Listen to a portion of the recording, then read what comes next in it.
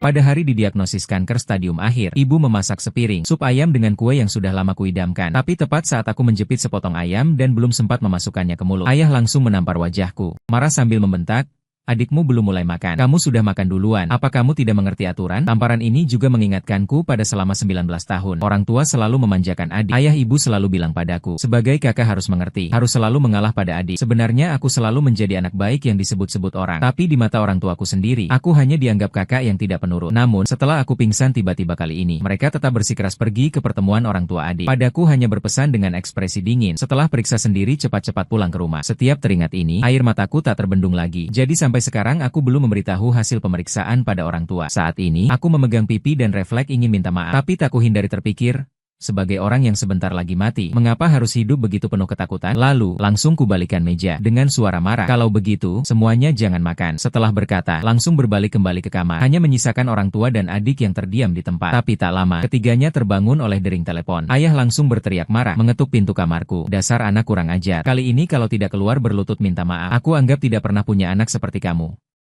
Ibu Su Yueking melihat suami masih emosi sendiri lalu pergi ke balkon mengangkat telepon. "Halo, ini rumah sakit pertama Modu. Saya dokter penanggung jawab Lin Hao. Hari ini dia lupa membawa pulang berkas medis." Dari seberang telepon terdengar suara seorang pria tua. Ibu Su Yueking mendengarnya lalu tersenyum berkata, "Baik, kita tahu kondisi tubuh Lin Hao tidak ada masalah. Kan?" Setelah mendengar ini, dokter tua awalnya mengira Lin Hao menyembunyikan penyakitnya dari keluarganya. Tapi setelah diam sejenak, dia tetap berkata, "Walaupun saya tidak bermaksud merusak kebaikannya, tapi kalian sebagai orang tua terdekatnya, saya rasa kalian berhak tahu kebenarannya." Su Yueking mendengar lalu terkikik-kikik sambil berkata, "Kebenaran apa? Dengar omonganmu membuat orang jadi takut. Anak saya fisiknya sangat sehat dan tidak pernah punya keluhan sakit apapun." Dokter tua mendengar lalu diam lagi sebentar sambil berkata, "Anda adalah ibu kandungnya, benar kan? Kalian sepertinya kurang memperhatikan anak sendiri. Mungkin ini alasan dia tidak mau memberitahu kalian. Tapi saya harus mewakilinya memberitahu Anda. Penyakit yang diderita putra Anda adalah kanker lambung stadium akhir. Sudah tidak ada cara untuk mengobati. Sisa hidupnya hanya 3 bulan terakhir. Kalau kalian ada waktu, tolong temani dia lebih banyak." Begitu kata-kata ini keluar, Su Yueking langsung ketakutan. "Kalian pasti bercandakan. Biasanya anak saya fisiknya sehat. Biasanya bahkan tidak pernah sakit. Dia bahkan jarang bersin. Mana mungkin bisa kena penyakit seberat ini?" Dokter tua mendengar, agak kasihan lalu berkata, "Hasil ini dideteksi dengan alat profesional. Tapi Anda percaya ilmu pengetahuan medis kan?" Setelah berkata, dokter tua langsung mematikan telepon. Pada saat ini Su Yueking hanya terdengar suara gedebuk. Dia melepaskan genggaman. Ponselnya jatuh berat ke lantai. "Kanker stadium akhir sisa 3 bulan. Perkataan dokter tua terus bergema di telinga Su Yueking. Dia tiba-tiba merasa dadanya seperti tersumbat batu. "Tidak bisa? Tidak, saya harus pergi," tanya Lin Hao. Kemudian, dia dengan panik menerobos ruang tamu, berlari besar-besaran menuju kamar. Adik perempuan melihat ibu yang begitu panik, buru-buru bertanya, "Kamu kenapa?" Dan Su Yueking sepertinya tidak mendengar. Lari ke lantai 2. Namun saat dia mengangkat tangan ingin mengetuk pintu, tangan itu tiba-tiba kaku di udara. Mengingat perilaku tidak biasa putranya tadi, membuatnya menyadari hal ini sangat mungkin benar, tidak mungkin, sama sekali tidak mungkin. Dia terus membujuk dirinya sendiri, meyakinkan diri bahwa tubuh putranya begitu sehat. Pasti tidak mungkin terkena penyakit wajah yang mengerikan itu. Berpikir begitu, dia perlahan mendorong pintu terbuka dengan tangan. Di dalam ruangan, aku yang sedang tidur lelap tampak sangat manis. Su Yueking memandangi wajahku yang tenang. Tiba-tiba ada perasaan sedih yang tak terucapkan malam ini. Su Yueking berbaring di tempat tidur memikirkan banyak hal. Sementara suami sebelum tidur berkata kepada Su Yueking, "Sayang, aku rasa hati putra kita sekarang ada masalah. Kita harus memberinya pengawasan. Bagaimana kalau kita hentikan dulu uang sakunya?" Su Yueking mendengarnya langsung mengerutkan kening. Berkata, "Setelah dihentikan lalu bagaimana?" Suami berhenti sejenak. Masih dengan santai berkata, "Bisa berikan uang yang dipotong itu kepada Lin Yan. Biasa berteman juga butuh uang." Su Yueking mendengar membuka mulut tapi tidak mengeluarkan suara lagi. Saat ini, dia tiba-tiba teringat banyak hal. Baru menyadari sepertinya dirinya tidak pernah memberikan apapun kepada putranya. Masih ingat dulu putra bilang ingin makan durian, tapi dirinya karena adik tidak suka bau ini menolaknya. Suatu kali, putra dengan gembira memberitahu mereka, dirinya mendapat nilai 100 untuk semua mata pelajaran. Mereka hanya tersenyum, tapi merasa wajar. Sedangkan adik waktu itu hanya lewat batas lulus. Mereka bersuka cita seperti mendapatkan harta karun. Dan sekali lagi, putra bilang kepalanya sakit, ingin orang tua menemaninya pergi ke rumah sakit. Tapi dirinya menganggap putra sudah besar, seseorang harus belajar pergi sendiri. Hasilnya putra hari itu menahan sakit kepala. Sepanjang hari di rumah melakukan sesuatu. Translate_text. Adegan-adegan masa lalu bermunculan di benak. Pada saat ini, hati Su Yueking terasa sakit seperti terkoyak. Mengapa bisa seperti ini? Anak laki-laki juga adalah anak kandung mereka. Namun mereka menuntut dengan sangat ketat. Sedangkan terhadap putri, mereka memberikan semua kelembutan mereka padanya. Saat itu pasti anak laki-laki itu sangat putus asa, sangat sedih. Ya. Air matanya membasahi sarung bantal di tempat tidur. Setelah lama tidak mendengar jawaban, Lin Mubai kembali mendesak dengan berkata, "Bagaimana menurutmu? Hal yang kubicarakan ini bisa kan? Su Yueking setelah mendengarnya lalu membalas dengan suara rendah. Cepat tidur, kita bicarakan lagi lain kali. Keesokan harinya pada pagi hari, aku sengaja bangun sangat terlambat. Keluarga sudah sedang makan di meja makan. Aku melirik pangsit di atas meja. Agak terkejut.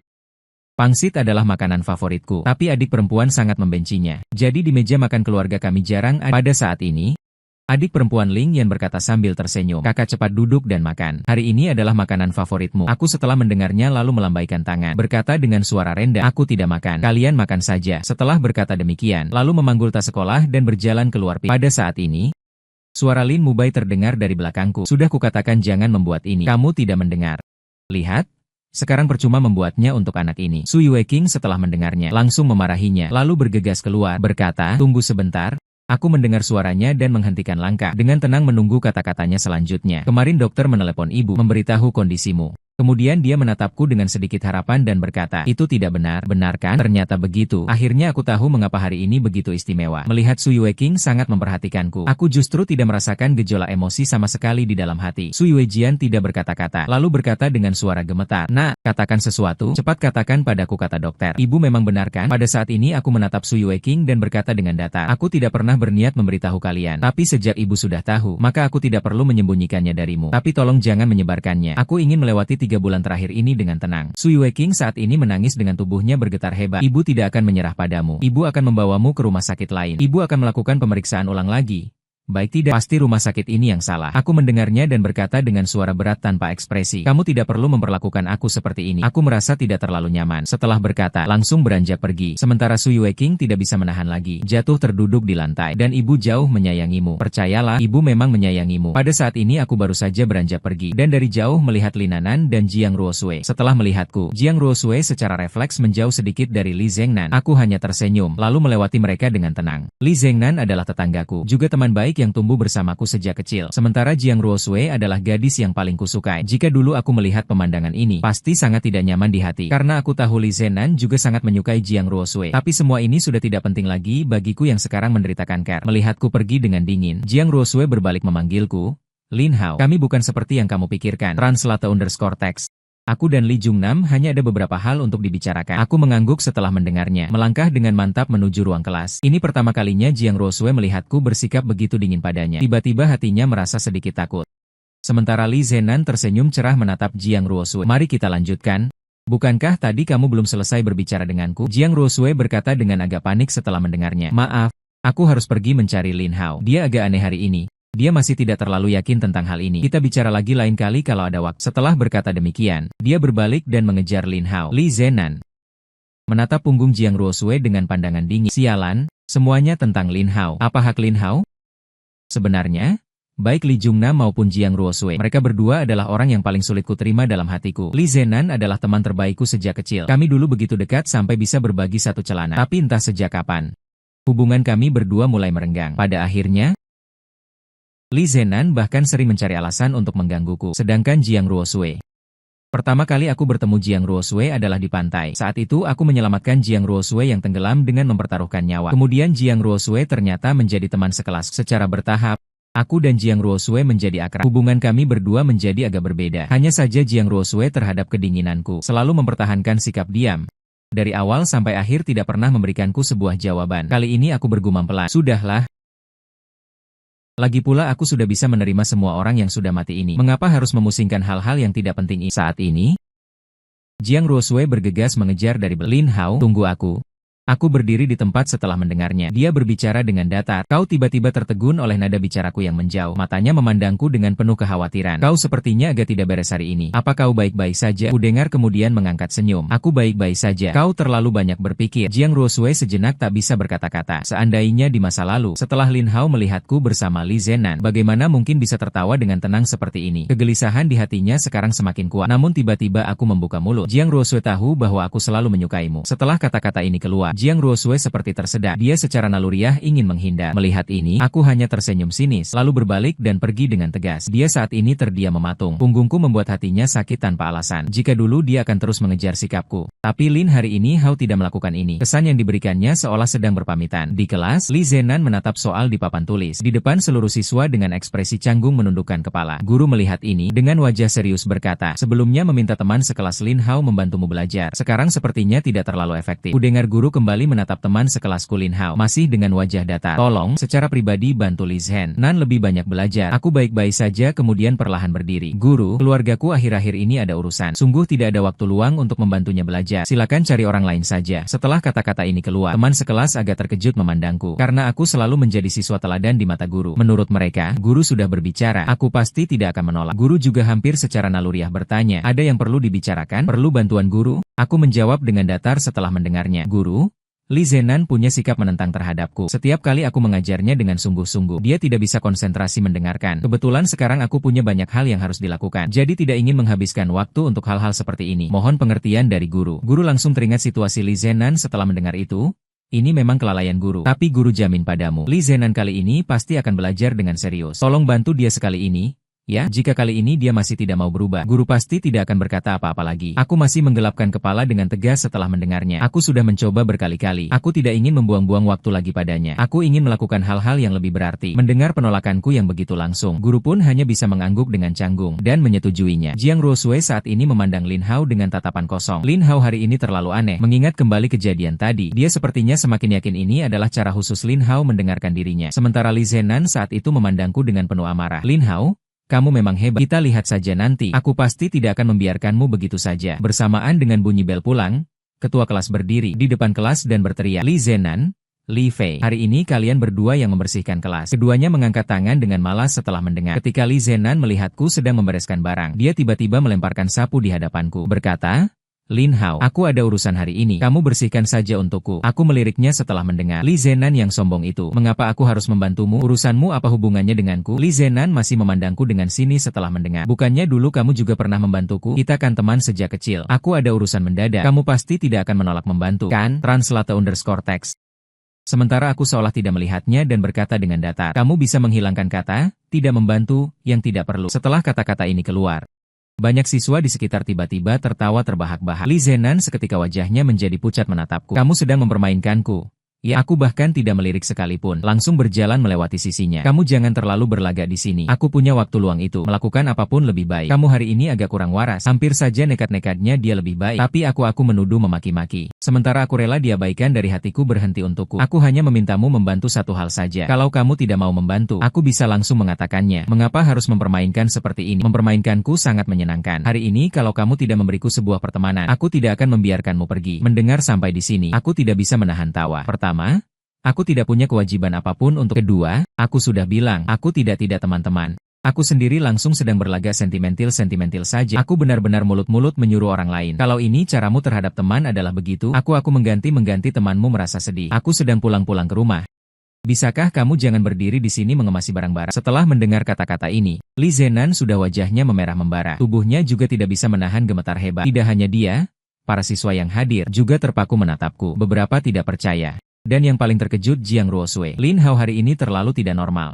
Dia seolah berubah menjadi orang yang berbeda menuju bayanganku. Dia tiba-tiba merasa hatinya hampa perasaan. Perasaan akan kehilangan sesuatu semakin kuat. Saat ini, Li Zhen Nan mata merah membara berkata dengan Lin Hao, kamu begitu menghinaku. Setelah selesai berbicara, dia mengepalkan tinjunya dan berlari ke arahku. Dan aku menyambutnya dengan mengangkat kaki, menendang dadanya. Li Zhen Nan langsung terlempar dan menghantam meja yang tidak jauh. Pemandangan ini membuat semua siswa yang hadir terkejut. Setelah menerima serangan ini, Li Zhen Nan menutupi dadanya dan meratap di lantai. Tendangan ini membuatnya kesakitan. Yang membuatnya marah adalah rasa malu yang kubicarakan padanya. Dengan dingin aku menatapnya, berkata, tidak tahu kemampuan sendiri. Jangan lupa, dulu aku pernah berlatih kungfu. Dengan kemampuan sepertimu, berani melawanku. Setelah selesai berbicara, dengan santai aku membawa tas dan keluar dari kelas. Saat ini, Jiang Ruosui tiba-tiba bangkit dari tempat duduknya dan mengejar bayanganku. Jika sebelumnya dengan hubungannya dan Li Zhen Nan, dia akan langsung peduli pada Li Zhen Nan. Tapi hari ini dia juga menjadi sangat aneh. Dan melihat penampilan Jiang Ruosui yang buru-buru keluar, Li Zhen Nan tiba-tiba seperti kehilangan semangat. Sangat malu. Siswa di sekitarnya melihat kejadian ini dan memberikan pandangan simpati. Banyak siswa di kelas tahu Li Zhen Nan menyukai Jiang Ruosui. Tapi Jiang Ruosui selalu menyukai Lin Hao. Tapi entah mengapa, dengan gangguan terus-menerus Li Zhen Nan, Jiang Ruosui selalu tidak bisa mengambil keputusan. Tapi hari ini,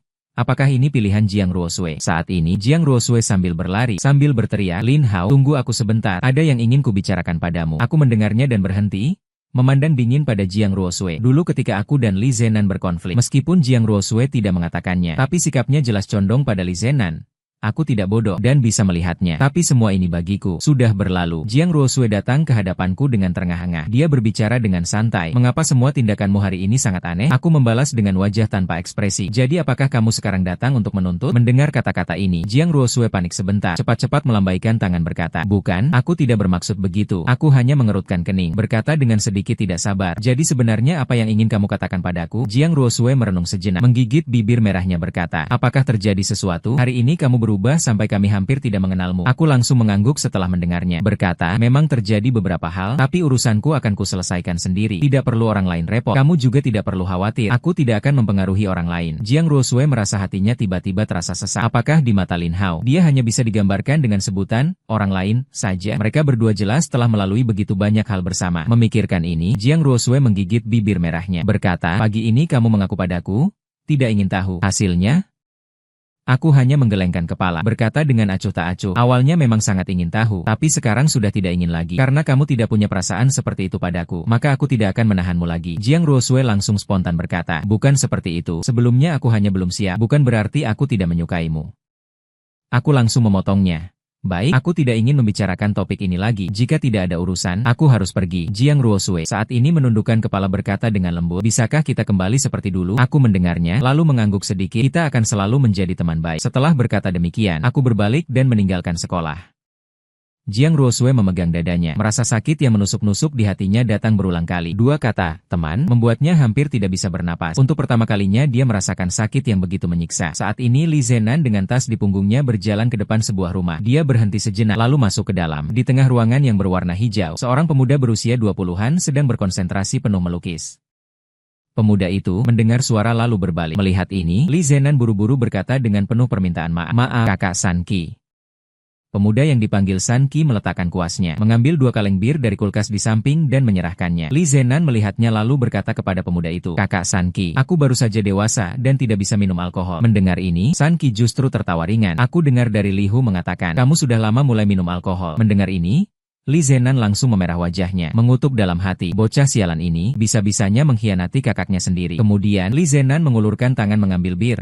Melirik San Qi, baru kemudian minum dengan agak canggung. San Qi sambil minum bir, sambil berbicara, kamu bertengkar dengan Lin Hao, kan? Mendengar ini, gerakan Li Zenan kaku sejenak, dengan keras kepala menggeleng. Tidak, aku dan Lin Hao tidak bertengkar. Mendengar ini, San Qi hanya tersenyum, berkata, setiap kali bertengkar dengan Lin Hao, kamu selalu lari ke sini, karena kamu tahu Lin Hao juga akan mencariku. Benar, kan? Kalau kamu menganggapnya sebagai teman baik, lalu mengapa masih melakukan hal-hal ini padanya? Mendengar ini, Li Zenan minum bir dengan menenggaknya. Dia dan Lin Hao bersama San Qi di depan mereka dulunya tumbuh besar di kompleks yang sama. San Qi seperti seorang kakak besar yang merawat mereka. Seringkali, setelah mereka bertengkar, mereka selalu datang kepada San Qi untuk curhat. Lama-kelamaan, ini sudah menjadi kebiasaan mereka. Li Zenan, setelah berpikir sejenak, dia mulai berbicara dengan santai. Aku sudah mengganggu Lin Hao lagi hari ini. Aku memang tidak tahan dengan dia. Padahal kita semua tumbuh besar bersama. Tapi dia seolah selalu ingin mengalahkanku. Di mata semua orang, apapun yang dia lakukan selalu benar. Sementara aku tidak pernah dihargai apapun yang kulakukan. Pengakuan dari semua orang, mengapa kalian hanya melihat dia, tapi selalu mengabaikan, dan sudah mengangkat gelasnya. Berkata, ayo minum. Dia tahu konflik antara Li Zenan dan Lin Hao sudah lama. Tidak bisa diselesaikan hanya dengan 1-2 kalimat darinya. Ibu Li Zenan selalu membandingkannya dengan Lin Hao.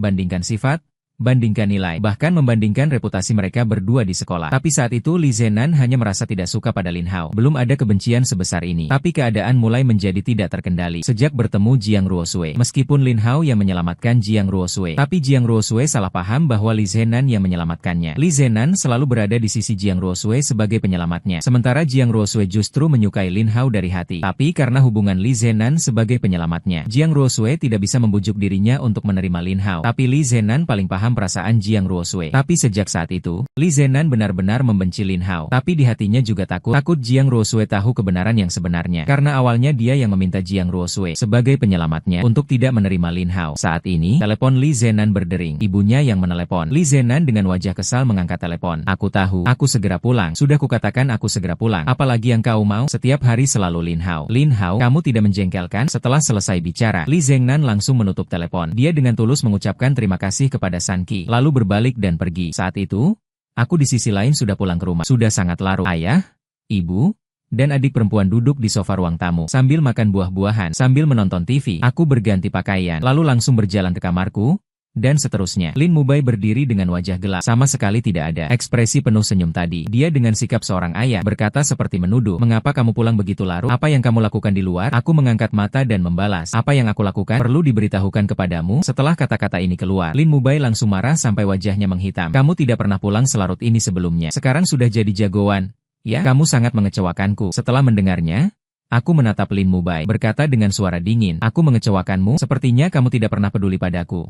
Kan? Lin Mubai mendengarnya dan marah dengan suara kesal. Apa maksudmu? Bagaimana bisa kamu begitu mengatakan ayahmu? Apakah begini caraku mengajarimu dulu? Aku lalu dengan tenang berkata dengan suara dingin. Yang disebut kekecewaan adalah memberi harapan. Baru akhirnya kecewa. Aku tidak pernah merasakan ada orang yang memberi harapan padaku. Saat ini, Lin Mubai agak merasa bersalah dan menghindari pandanganku. Tapi dia cepat menyadari setelahnya. Marah dan menunjukku sambil berkata, "Sampah, omong kosong, siapa sebenarnya yang mengajarkanmu logika sampah ini? Tata krama yang kuajarkan sejak kecil. Harus menghormati orang yang lebih tua. Aku adalah ayahmu. Begitukah caramu berbicara padaku?" Saat ini, aku tiba-tiba merasa tertekan. Dua kata, ayah, pernah menjadi harapan yang kudambakan. Tapi perlahan dua kata ini, seolah telah menjadi keberadaan yang kujauhi. Setelah itu, bahkan apa sebenarnya ayah itu? Aku sendiri tidak tahu. Aku berkata dengan putus asa. Aku agak lelah, tidak ingin berdebat lagi denganmu. Kalau tidak ada urusan, aku akan beristirahat. Setelah kata-kata ini keluar, Lin Mubai langsung gemetar marah. Rambutnya seolah mau berdiri tegak. Biasanya kalau pulang selarut ini, sebenarnya dari mana saja? Apa kau melakukan hal memalukan di luar? Saat ini, Sui Weiqing yang cemas melihat dari samping menarik lengan Lin Mubai berkata, "Jangan lanjutkan, bisa tidak?" Matanya berkaca-kaca, wajahnya menunjukkan kesedihan yang tak terbendung. Setelah Lin Mubai melihat air mata Sui Weiqing, dia menatapku dengan tajam sambil berkata, "Lihatlah dirimu, sampai membuat ibumu seperti ini. Dulu kau masih bisa diandalkan, bisa menjadi panutan orang lain. Tapi sekarang, lihatlah keadaanmu sekarang. Tidak hanya belajar berbohong dan mengelak, bahkan belajar memaki orang yang lebih tua." Marah, menunjukku sambil berkata tidak tahu sopan santun. "Kalau ini tersebar keluar, muka keluarga kita kau nodai." Setelah mendengarnya,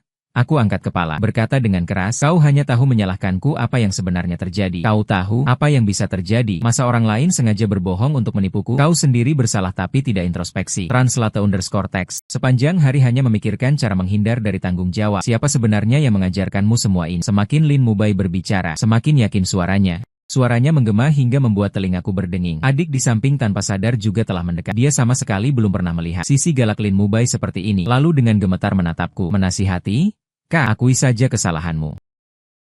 Sementara Ibu Sui Weiqing juga memandangku dengan harapan. Saat ini jantungku seolah dipukul dengan keras. Sudah kecewa.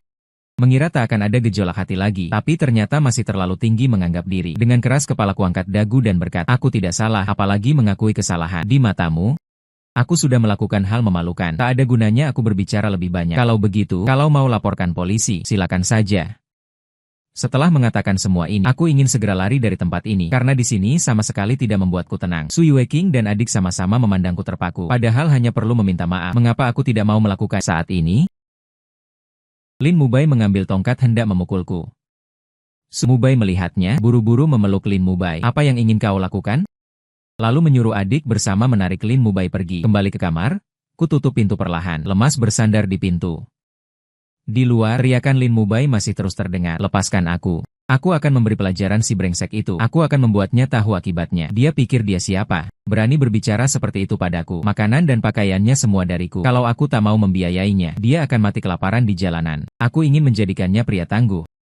Tapi dia sekarang malah jadi preman tak berpendidikan. Translate_text. Air mata seketika tak tertahankan jatuh. Mengapa aku harus ada di dunia ini di tengah malam? Aku tak bisa tidur untuk waktu yang lama. Hanya bisa menatap buku kosong untuk menghabiskan waktu. Saat itu pintu kamar berbunyi. Sui Weiqing dengan lembut mendorong pintu. "Lin Hao, mengapa kamu belum tidur?" Sui Weiqing dengan senyum lembut perlahan mendekatiku. Saat ini dia berusaha keras memerankan peran seorang ibu yang penyayang. Aku berpikir sejenak, akhirnya mengeraskan hati, berkata, "Ada apa?" Sui Weiqing mendengarnya. Senyum di wajahnya langsung kaku. Tapi segera dia kembali tersenyum, berkata, "Lin Hao, aku ibumu, aku datang untuk memperhatikanmu." Aku pun berkata dengan nada datar, "Tidak perlu, sekarang aku tidak membutuhkannya." Sementara Sui Weiqing seolah tak mendengar dan berjalan ke tempat tidurku lalu duduk. "Kamu tadi tidak seharusnya bertengkar dengan ayahmu. Dia sebenarnya benar-benar berbuat baik untukmu. Kamu mungkin tidak tahu.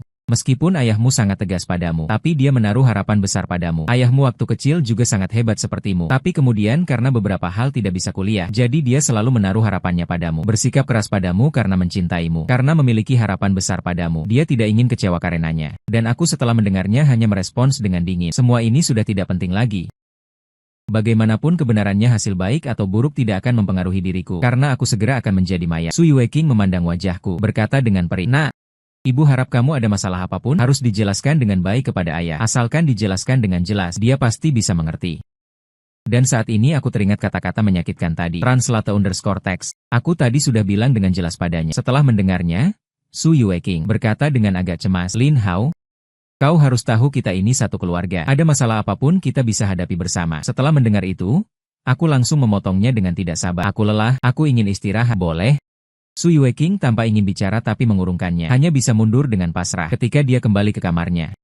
Lin Mubai menatapnya tajam dan menanyai dengan agak marah. Apa yang kau bicarakan dengannya? Su Yueking menyedot hidungnya dan menggeleng. Berkata, tidak ada apa-apa. Lin Mubai naik pitam, berteriak sambil mengepalkan tinjunya. Apakah si brengsek itu mengatakan hal-hal yang menyakitkan lagi? Aku akan menghajarnya sekarang. Kalau tidak, dia benar-benar tidak tahu diri. Dan Su Yueking berteriak dengan suara agak melengking. Bukan?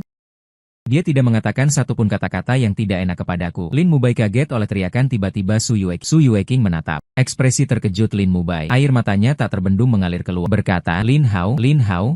Dia, kata-katanya sampai di mulut. Tapi Su Yueking sama sekali tidak bisa mengatakan. Melihat hal itu, Lin Mubai dengan lembut menepuk punggung Su Yueking. Wajahnya justru muram sekali. Karena dia menjadi seperti ini gara-gara aku tidak mendidiknya dengan baik, maka aku yang akan bertanggung jawab membuatnya menjadi baik sekali dan untuk selamanya. Keesokan paginya, aku berjalan dari kamar ke ruang tamu. Sarapan baru saja selesai dibuat, masih mengepul panas. Su Yueking sedang berada di dapur, tidak tahu sedang sibuk apa. Adik perempuan itu hanya menunduk takut berbicara. Suasana seperti ini jelas-jelas tidak beres. Aku menoleh dan melihat. Translate_text. Sementara itu, di tempat sampah di sampingnya, uap panas mengepul. Melihat hal ini, aku hanya menyeringai setelah kejadian kemarin, lalu menatap sarapan yang dibuang. Hatiku ternyata tidak merasakan gejolak emosi. Namun, tepat saat aku bersiap menggendong tas sekolah untuk pergi keluar, Su Yueking bergegas-gegas keluar dari dapur. Ibu Lin Hao sudah membuat sarapan. Apa kamu tidak makan? Sambil berkata dia melihat ke meja setelah itu. Agak terkejut berkata, sarapan kakakmu mana? Dan adik perempuan setelah mendengarnya, lalu dengan ekspresi panik menunjuk ke sudut dinding. Su Yueking cepat menemukan sarapan di tempat sampah. Dia membuka mulutnya. Agak kecewa menatap Lin Mubai. Apa ini yang kamu buat? Mengapa kamu melakukan ini? Lin Mubai lalu dengan datar berkata, aku yang buat kenapa?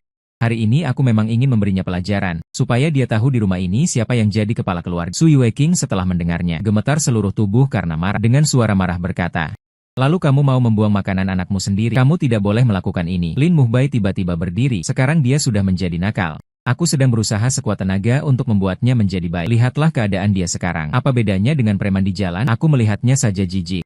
Pada saat ini Su Yueking tiba-tiba berteriak keras. Cukup. Kamu diam. Mana ada ayah yang menggambarkan anaknya sendiri seperti ini? Kamu berkata begitu. Suatu hari nanti kamu akan menyesal. Lin Mubai lalu dengan tegas berkata, pasti tidak. Hal yang sudah kulakukan tidak akan kusesali. Ini untuk kebaikannya. Aku menyesal apa setelah berkata dia menatapku dengan ekspresi serius dan dingin. Kamu sama sekali tidak mau mendengarkan. Tapi kamu dengarkan baik-baik. Sekarang kamu makan dari aku, berpakaian dari aku. Kalau bukan karena aku kamu harus tidur di jalanan. Kamu tidak berhak menawar-nawar di sini sebelum. Hal yang kukatakan harus kamu lakukan. Kalau tidak, aku tidak akan memaafkanmu. Setelah mendengarnya, aku justru meremahkannya. Meliriknya, berkata, kalau begitu jangan maafkan. Sudah, setelah berkata, aku langsung berbalik dan berjalan ke arah pintu. Pergi. Lin Mubai marah sekali sampai meninju meja. Berkata dengan suara marah, kamu berhenti. Ini adalah kesempatan terakhir yang kuberikan padamu. Jangan tantang batas kesabaranku. Kalau tidak kamu akan menyesal. Kamu harus tahu, aku selalu menepati janji. Kalau hari ini kamu melangkah keluar dari rumah ini, maka selamanya jangan kembali lagi. Setelah kata-kata itu keluar, Su Yueking dan adik perempuan sama saja membelalakan mata. Meskipun ayah sebelumnya pernah marah, tapi tidak pernah mengucapkan kata-kata yang begitu kejam, dan kata-kata hari ini sangat menyakitkan. Saat itu, aku berdiri di pintu dan menoleh, tiba-tiba merasa hidungku asam. Dulu, segala yang kulakukan selalu kukerahkan sepenuhnya, hanya untuk mendapatkan pujian dari ayah di depan mata. Asal bisa dapat satu pujian darinya, aku bisa senang berhari-hari. Namun, sekarang aku justru tidak tahu untuk apa sebenarnya hal yang ku tetap lakukan selama bertahun-tahun ini. Perlahan aku tersadar, berkata pelan, ternyata kamu sangat membenciku. Setelah mendengarnya, Lin Mubai jelas tidak puas dan berkata dengan wajah dingin, aku membencimu. Karena kamu melakukan hal yang dibenci. Tidak ada yang akan membenci seseorang tanpa alasan. Kalau kamu bukan seperti orang yang tidak berpendidikan ini, pasti tidak ada yang akan membencimu. Namun, sekarang aku sudah mendapatkan jawaban yang kuinginkan. Ketika kepala Jiong berusaha sekuatnya menahan kesedihan agar tidak keluar. Aku sudah tahu, karena kau sangat membenciku, maka aku akan mengabulkan keinginanmu. Aku akan mencari waktu untuk pindah keluar. Mulai sekarang tidak akan lagi mengganggu pandanganmu. Begitu kata-katanya keluar, Lin Mubai terpaku diam di tempatnya. Kau tahu apa yang kau katakan? Baiklah.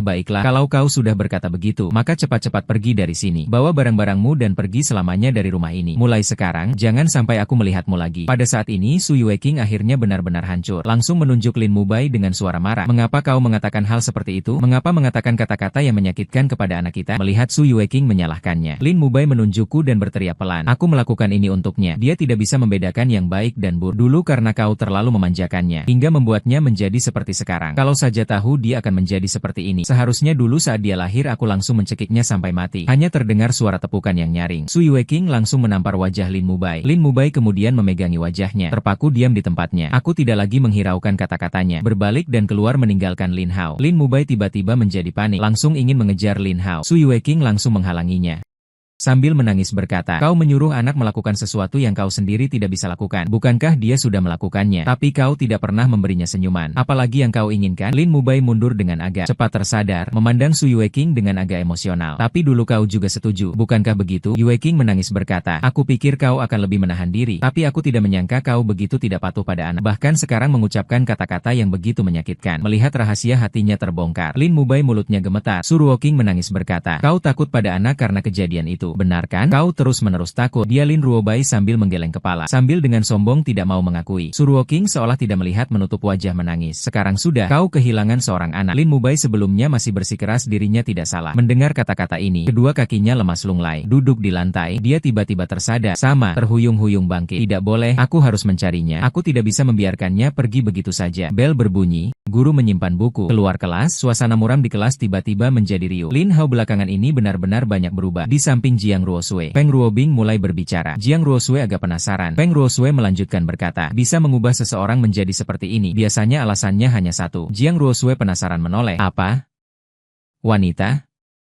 Feng Ruobing berkata dengan serius. Jiang Ruosui merasa jantungnya seperti dipukul keras. Perasaan ini membuatnya sangat tidak nyaman. Napas pun agak tidak lancar. Aku bercanda. Feng Ruobing buru-buru berkata. Jiang Ruosui saat ini seolah tidak mendengar apa-apa. Terdiam memandang Lin Hao melamun. Setelah temannya mengatakan hal ini, dia semakin merasa kemungkinan ini benar. Sangat mungkin Lin Hao benar-benar mengenal perempuan lain. Saat ini, aku membawa tas, perlahan keluar dari kelas. Jiang Ruosui langsung tersadar. Dia tanpa pikir panjang langsung berlari keluar dari samping. Li Zenan sedang berjalan mendekat dari belakang. Ingin mengajak Jiang Ruosui pulang bersama melihat tindakan Jiang Ruosui. Wajahnya menjadi pucat pasi. Dia memandangi Jiang Ruosui yang tampak panik dan tergesa-gesa. Kepalanya tanpa sadar mengepal erat. Aku berjalan tidak jauh. Dari belakang terdengar suara yang tergesa-gesa. Aku berhenti. Jiang Ruosui cepat sampai di hadapanku. Ada apa? Aku masih dengan sikap dingin. Jiang Ruosui berapapun kali tidak bisa menerima sikap seperti ini. Tapi Jiang Ruosui saat ini juga tidak bisa mempermasalahkan begitu banyak. Dia menarik napas dalam, berkata, kamu mau pergi kemana? Aku mengangkat alis. Jiang Ruosui bermaksud menanyakan apakah dia sudah punya pacar. Tapi kata-kata di ujung lidah tidak bisa dia ucapkan. Apa sebenarnya yang terjadi? Langsung saja katakan. Aku menghela napas. Kita sudah lama tidak belajar bersama. Bagaimana kalau kita pergi ke perpustakaan belajar bersama? Jiang Ruosui berpikir sejenak. Berkata, aku memandangnya dengan curiga. Dulu aku memang pernah mengajukan permintaan seperti ini. Jiang Ruosui selalu khawatir orang lain bergosip. Selalu tidak pernah menyetujui. Sudahlah, aku ada urusan. Aku menggeleng menolakmu. Ada urusan apa yang bisa aku ketahui? Jiang Ruosui agak emosi maju 2 langkah. Matanya memerah. Tidak bisa aku langsung menolak. Mengapa? Mata Jiang Ruosui semakin merah. Kamu dulu pernah bilang, segala sesuatu akan berbagi bersamaku. Hal-hal yang sudah lewat, biarkan saja berlalu. Aku menghela napas ringan, berkata. Jiang Ruosui berkata pelan, aku tidak ingin membiarkannya berlalu. Apakah hubungan kita harus berakhir seperti ini? Aku tidak menjawab. Jiang Ruosui mengangkat kepalanya dan menatapku. Ekspresinya terlihat agak mendesak. Apakah kau menyukai wanita lain? Aku berbicara dengan datar. Tidak ada hubungan apapun antara kita. Dari awal sampai akhir hanya teman sekelas saja. Aku tidak perlu mengakui apapun kepadamu. Tapi bukankah kau sudah mengungkapkan perasaan padaku? Kau sudah menolak. Aku hanya belum memutuskan saja. Aku tidak punya waktu menunggu kau memutuskan. Maaf, aku menatapnya, berkata dengan datar. Aku masih ada urusan. Jika tidak ada hal lain, aku pergi dulu. Jiang Ruosui merasakan kesedihan yang tak terungkap. Dia ingin memanggil Lin Hao. Tapi dengan posisi apa dia harus memanggil Lin Hao? Dulu dia yang menolak. Tapi apakah membiarkan Lin Hao pergi begitu saja dari Jiang Ruosui menimbulkan rasa takut yang tak terkatakan? Dia teringat kata-kata Feng Ruobing tanpa alasan yang jelas. Lin Hao sekarang begitu buru-buru. Untuk apa dia pergi? Mungkinkah dia benar-benar menyukai wanita lain? Jiang Ruosui tidak lagi berpikir panjang. Dia melangkah cepat ke arah Lin Hao. Saat sampai di gerbang sekolah, dia melihat Lin Hao berdiri menunggu di kejauhan di pintu gerbang. Jiang Ruosui terkejut, baru saja ingin mendekat.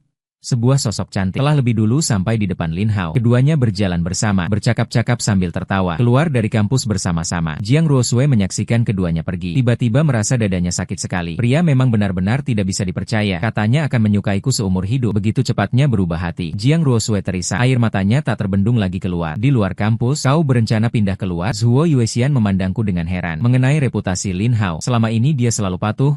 dia pindah keluar. Hal seperti ini membuatnya tampak sangat terkejut. Aku mengangguk. Ada sedikit masalah. Zhuo Yuexian mengangguk, menyetujui. Zhuo Yuexian adalah kakak perempuan teman sekelasku. Apakah dulu dia yang mengajariku berenang? Karena hubunganku dengannya cukup baik. Kami berdua sering berkumpul bersama. Terima kasih, ucapku dengan penuh syukur. Apa yang kau katakan? Bantuan kecil ini apa susahnya? Zhuo Yuexian menepuk bahu Lin Hao, tertawa dengan riang. Sudut mulut berkedut. Tepukan itu sungguh sakit. Berapa lama? Zhuo Yuexian bertanya lagi. Semakin cepat semakin baik. Besok? Zhuo Yuexian berpikir sebentar, langsung memutuskan. Aku melihat senyum penuh percaya dirinya. Tiba-tiba merasa agak iri. Meski kakak tingkat ini seorang perempuan, tapi dia adalah orang yang paling kuidamkan. Jika aku bisa menjadi orang seperti ini, betapa baiknya. Berpamitan dengan kakak tingkat, aku datang dan duduk di bangku panjang di pinggir jalan. Langit perlahan-lahan gelap. Angin malam terasa sangat dingin. Aku memakai pakaian tipis. Di bawah angin musim gugur tak bisa menahan untuk meringkukkan tubuh. Di bawah kegelapan malam, banyak orang sudah pulang ke rumah. Jalan di luar tidak banyak orang. Rumah-rumah yang terang benderang tampak sangat indah dalam kegelapan. Aku mendongakkan kepala dan bersandar di bangku panjang. Hanya angin di pinggir jalan yang mau memperhatikanku. Ding ling ling. Nada dering ponsel berbunyi. Yang menelepon adalah ibu. Aku langsung mematikan telepon. Tapi nada dering ponsel tetap terus berbunyi. Aku dengan agak kesal mematikan ponsel. Bersandar di kursi sambil memicingkan mata. Dulu sekali? Sebenarnya berapa lama yang lalu? Aku sudah lupa pernah sekali juga pergi dari rumah. Waktu itu masih terlalu muda, selalu mengira orang tua akan mencariku, bersembunyi di tempat yang paling sering dimainkan. Saya pikir orang tua akan segera menemukan diri mereka sendiri. Tapi pada akhirnya jejak orang tua pun tidak terlihat. Akhirnya sendiri kelaparan. Pulang ke rumah, memikirkan hal ini, hatiku terasa sangat asam. Aku benar-benar tidak mengerti. Kalau begitu tidak suka mengapa menghubungiku. Dia pernah memicingkan mata dan datang. Mungkin panggilan telepon orang tua itu seharusnya tidak ada yang mendengarkan. Silakan coba lagi nanti. Suara telepon terdengar. Satu keluarga saling pandang di ruang tengah sementara TV menayangkan drama terpopuler. Tapi saat ini juga ada keinginan untuk melihat makhluk sialan ini. Sudah jam segini belum pulang juga. Lin Mubai berjalan bolak-balik di depan TV. Nadanya penuh ketergesaan, kegelisahan dan kekesalan. Dari dulu aku bilang harus memberinya pelajaran. Ini semua salahmu. Tidak membiarkanku bertindak. Kalau tidak akan terjadi begitu banyak hal. Pagi tadi seharusnya kupatahkan kakinya, biar dia tahu rasanya. Sekarang sudah sangat malam, siapa tahu di luar ada orang jahat. Su Yueking berkali-kali dengan sabar menelpon. Adik perempuan juga meringkukkan tubuhnya, mengeluarkan ponselnya. Biar aku yang coba. Ponsel Su Yueking sekali lagi mengeluarkan nada sibuk. Lin Mubai berjalan mendekat dan berkata, kurasa si brengsek itu berani tidak mengangkat teleponku. Su Yueking menyambar ponsel Lin Mubai. Wajahnya bertambah kesal. Kamu masih merasa keadaan tidak cukup kacau? Ini semua salahmu. Kamulah yang memaksa anak pergi. Lin Mubai hampir melompat. Kamu ini mengalihkan tanggung jawab ke diriku. Aku melakukan semua ini untuk kebaikannya. Kalau bukan karena kamu menghalangiku, dia sudah lama menurut. Dan sekarang aku juga sangat khawatir. Jangan karena kamu tidak becus, lalu menyalahkanku. Bisa tidak? Ayah Lin Yan di samping memanggil lemah. Agak takut menggelengkan kepala ke arahnya. Memberi isyarat agar tidak. Translate_tag. Lagi pula, Lin Mubai melihat putrinya juga tidak membantu membela dirinya. Secara langsung juga melemah beberapa tingkat. Meneleponnya? Dia perkirakan juga tidak akan diangkat. Lebih baik kita hubungi teman sekelas dan gurunya. Lihat situasinya. Lin Mubai berpikir sejenak, lalu membuka mulut berkata. Su Yueking seolah melihat jerami penyelamat. Langsung membuka buku telepon untuk mencari. Mulai mencarinya. Tag pulpen di tangan Jiang Ruosue jatuh ke meja. Cahaya lampu meja yang kekuningan menyinari wajahnya. Jiang Ruosue menghela napas dengan perasaan kehilangan. Seharian ini memikirkan urusan Lin Hao. Soal latihan yang seharusnya dikerjakan sampai akhir ternyata tidak satu pun tidak dikerjakan. Pada saat ini, saat Ruosue melamun, pikiran tak bisa menahan lagi memunculkan bayangan gadis itu. Gadis itu seksi dan DFNG, percaya diri berwibawa, seperti matahari yang menyilaukan, membuat orang agak iri padanya. Pulpen yang dia pungut sekarang jatuh lagi ke meja. Lin Ling saat ini dering telepon tiba-tiba berbunyi. Adalah Lin Yan? Ruosue melihat penunjuk panggil lalu mengangkat telepon. Kakak Ruosue, kamu tahu tidak kakakku sekarang di mana? Lin Yan bertanya dengan cemas. Jiang Ruosue agak terkejut. Lin Yan, kamu kenapa? Kakakmu belum pulang juga? Kakakku sekarang belum pulang. Kami semua tidak tahu di mana dia. Sedang mencari cara mencarinya. Jiang Ruosue saat ini teringat wanita itu. Menggigit bibir merahnya. Kesal dan berkata, bukankah dia sedang berkencan dengan wanita itu? Hati Ruosue terasa asam. Bukan, Lin Yan buru-buru menjelaskan. Kakak Ruosue, kamu tidak tahu.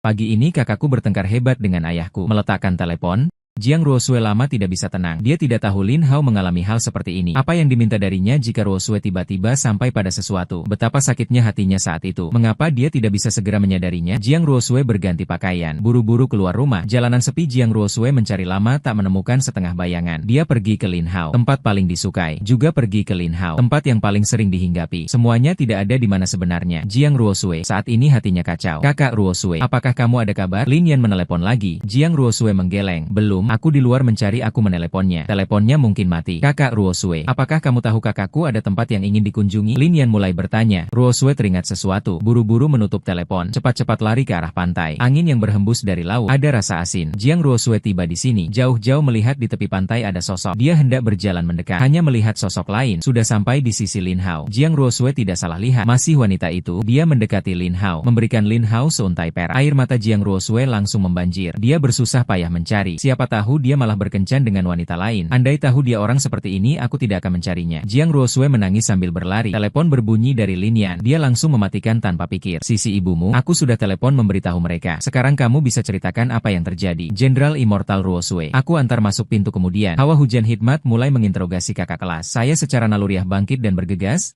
Zuo Yuexian menepuk kepala saya. Masih ingin pergi. Sudah larut malam begini. Kamu mau pergi kemana? Kamu bisa pergi kemana? Aku ingin pulang ke rumah. Kalau kamu ingin pulang ke rumah, tidak akan sampai menginap di pinggir jalan. Jujur mengaku, aku terdiam.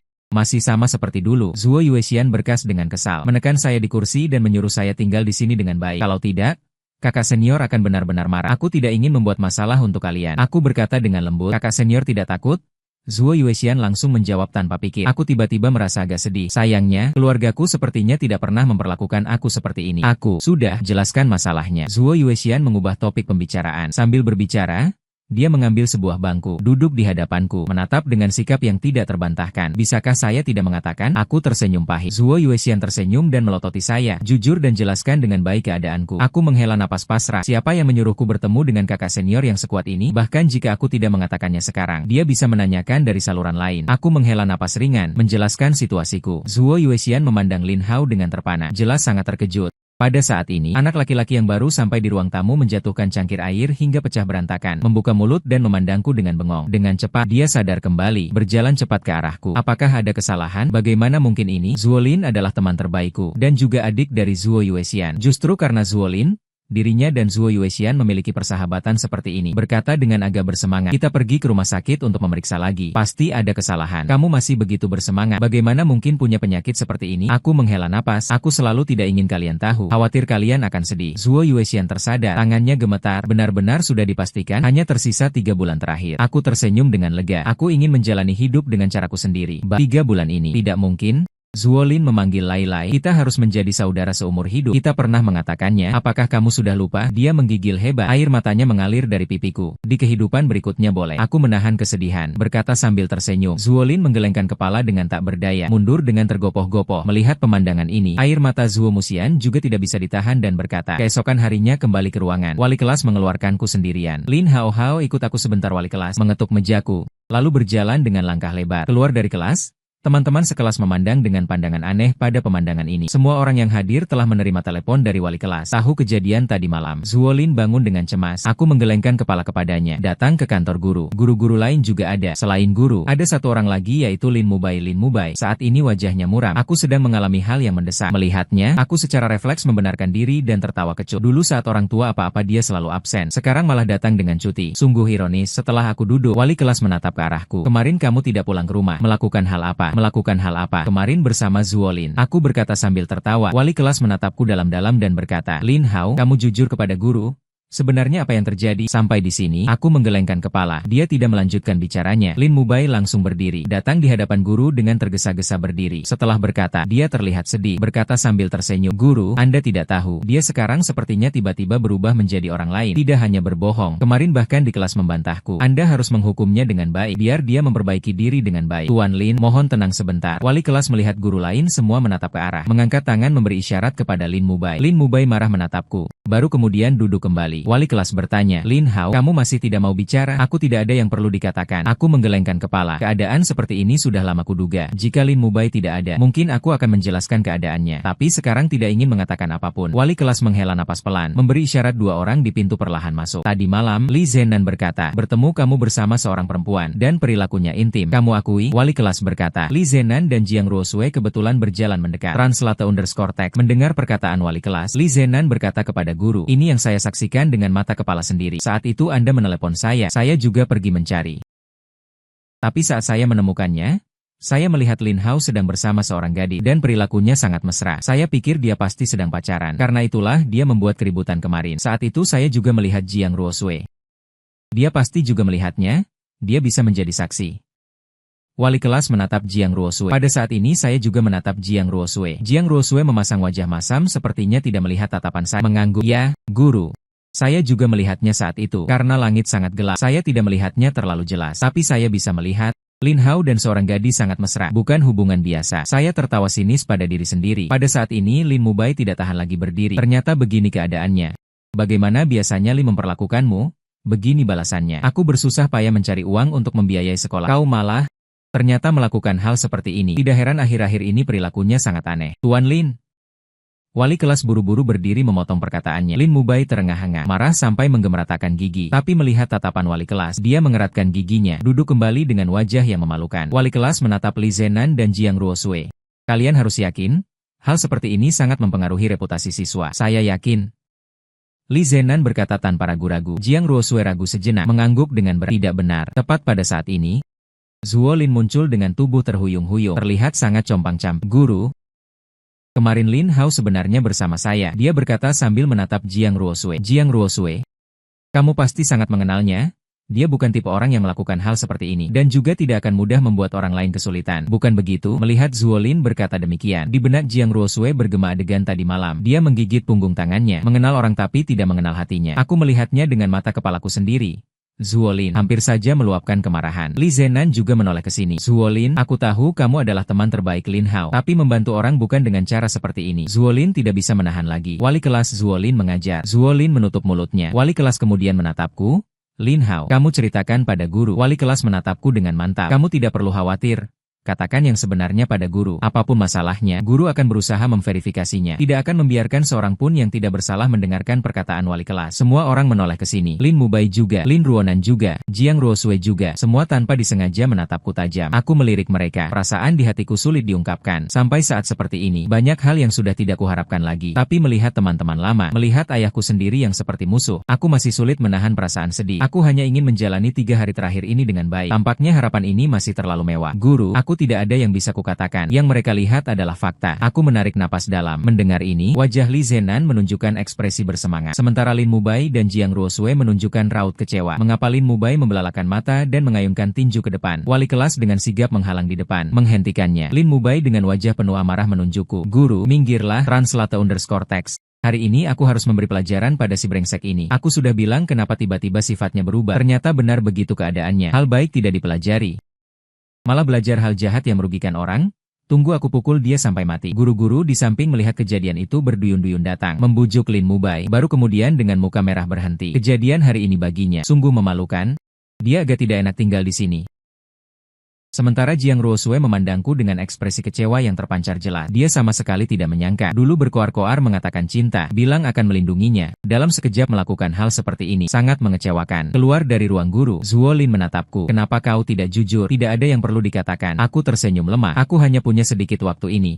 Aku tidak ingin lagi seperti dulu berjuang mati-matian menjelaskan. Mendengar ini, mata Zuo Lin memerah. Mereka pasti akan menyesal. Aku menggeleng sambil tersenyum. Bagaimana mereka nanti? Aku sudah tidak tertarik lagi. Saat mereka berdua berbicara, Li Zenan dan Jiang Ruosue datang dari belakang. Li Zenan melirikku. Lin Hao, jangan salahkan aku. Ini untuk kebaikanmu. Tidak ingin kau tersesat di jalan yang salah. Sialan. Zuo Lin seperti Tom Mesiu yang tersulut, menerjang ke depan dan menangkapi Li Zenan. Apa yang ingin kau lakukan? Li Zenan gelisah berusaha melepaskan diri. Zuo Lin sama sepertiku.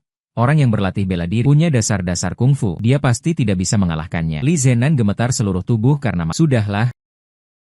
Zuo Lin dengan tidak rela melepaskan tangannya. Dingin memandang Li Zenan, jangan pikir aku tidak tahu niatmu. Bukankah kau cuma iri pada Lin Hao? Tidak punya cara yang terang-terangan. _text. Hanya dengan kamu. Li Lin langsung dikatakan wajahnya memerah dengan mudah marah. Lin langsung melepaskan pegangan, mendorongnya keluar. Li Zenan dengan jatuh tersandung yang memalukan tanpa hambatan duduk di tanah. Zuo Lin menatap Jiang Ruosue. Aku pikir kau orang yang paling memahami Lin Hao. Ternyata aku salah. Kamu benar-benar mengecewakan sekali. Jiang Ruosue tiba-tiba merasa tersinggung. Dialah yang sebenarnya dikhianati. Dia marah dan menatap Zuo Lin. Aku pikir aku orang yang paling memahaminya. Tapi aku salah. Zuo Lin hampir meledak marahnya. Sekarang Lin Hao dalam keadaan seperti ini. Dia yang biasanya paling memahami Lin Hao, justru berdiri di sisi berlawanan dengan Lin Hao. Kau akan menyesal. Zuo Lin menggigit gigi dan melototinya. Aku tidak akan. Zuo Linan dengan keras kepala menatap Zuo Lin mempertahankan sedikit harga dirinya yang tersisa. Aku sangat memahami diriku sendiri. Aku tidak akan menyesal untuk orang seperti ini. Hal yang paling kusesali pernah dilakukannya adalah menyukai orang seperti ini, tapi dia terlalu mengecewakan. Ayo pergi. Aku menarik lengan Zuolin, berbalik dan pergi. Memandangi punggung Lin Hao yang teguh, Jiang Ruosue mengeratkan tinjunya yang putih dan halus. Kekecewaan dalam hatinya semakin dalam. Yang jelas salah adalah dia. Mengapa dia yang merasa sangat sedih? Aku tidak akan menyesal. Selamanya tidak akan. Jiang Ruosue seperti bertaruh menatap kedua sosok, bergumam pada diri sendiri. Hari ini pasti hari yang tidak biasa. Aku tiba-tiba juga merasakannya. Kehidupan di sekolah sangat membosankan. Tapi setelah dipikir-pikir, tiba-tiba juga tidak tahu apa yang diinginkan. Ingin pergi kemana?